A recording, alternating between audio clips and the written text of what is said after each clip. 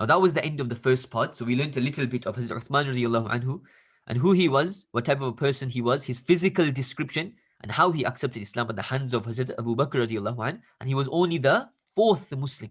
So really, really early on. Now for session number 2, we'll discuss a bit extra about the life of Hazrat Uthman radiallahu anhu after he had become a Muslim. So the bearing of difficulties. Now you're probably thinking Hazrat Uthman was really wealthy and really strong. Even though he accepted Islam, what could happen to Hazrat Uthman? But because everyone in Makkah, majority of the people were non-Muslims, then they used to give them pain. The Muslims went through a lot of pain in Makkah. And they used to torture them or tie them up, not let them leave their home, not give them food. And they used to do very, very mean things to the Muslims there because the Muslims were only a few. Hazrat Uthman was only the fourth Muslim there. So you can imagine what happened. So his uncle, Hazrat Uthman had an uncle called Hakam. And this uncle, Hakam, he tied up Hazrat Uthman radiallahu anh. Didn't let him leave the home at all.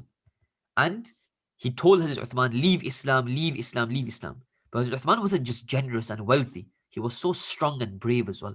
Do you think he left Islam? He never ever left Islam. In fact, he kept saying never, never, never, until his uncle just got tired and let him go. Because he knew that I can't ever budge him and I can never ever make him a Muslim. What do you think the rest of the Muslims went through? If Hazrat Uthman went through this and Hazrat Uthman was so respected, what do you think everyone else went through? They must have gone through worse as well. The Prophet ﷺ went through the most difficulty.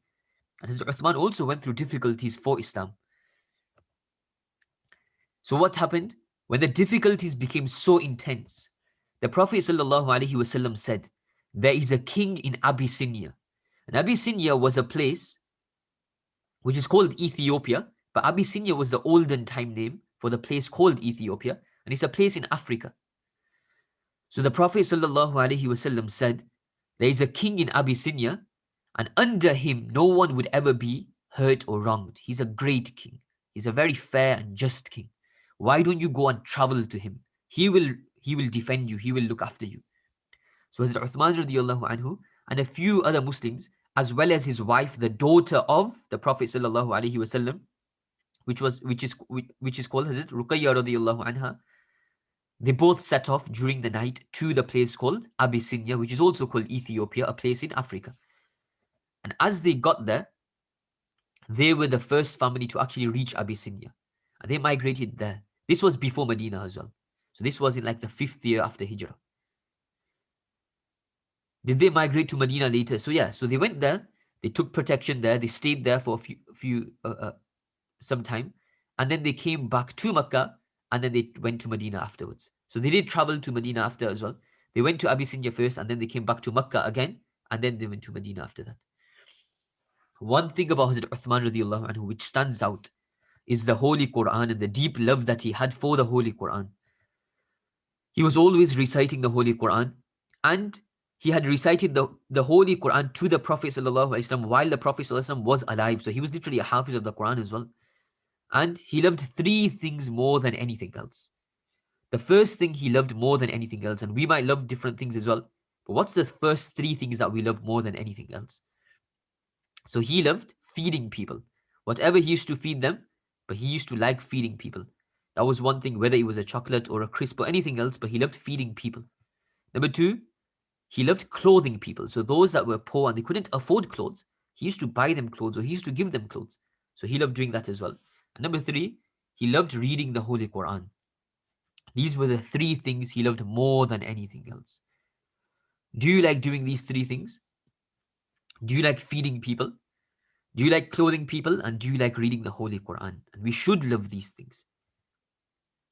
Now this is a very interesting story of the well of Ruma. The well of Ruma was a well in Medina. And a well you can see in the picture, it's a thing that you put a bucket inside and a rope. And with that rope and bucket, you take out water. And in the olden days, obviously now we have taps. But in the olden days, they had wells. And in the world as well, in places, you will have wells. So in Medina, there was a little fresh water, only a little bit. And the only way you could get that fresh water was from the well of Ruma. That was the only fresh water and the nice water that was there. But the only problem was the man that owned the well, he owned it, number 1. And number 2 is, he would only sell the water. If you wanted water, you'd have to go to that well, you'd have to buy the water from him, and he used to sell it really expensive as well. So the Prophet ﷺ, he said, who would buy this well for us? So the first one to raise his hand and go towards the man and buy the well for not only 1-2 pounds, for 350 gold coins made out of real gold, 350,000. Hazrat Uthman radiallahu anhu gave all that money just to buy the well, and not only that, he actually gave it to the Muslims for free. He said, this is for the Muslims for free. I don't want it. It's not my well anymore. I give it to all the Muslims and to everyone.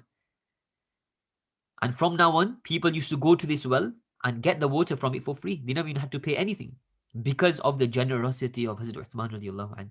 The Prophet sallallahu alaihi wasallam said, whoever buys the well of Ruma, for him is Jannah. And Hazrat Uthman radiallahu anhu actually bought the well and made it free for everyone. So he was actually given Jannah. That was one good thing about Hazrat Uthman radiallahu anhu. There's many, many more good things, but from amongst those, the battle of Tabuk is something that stands out as well.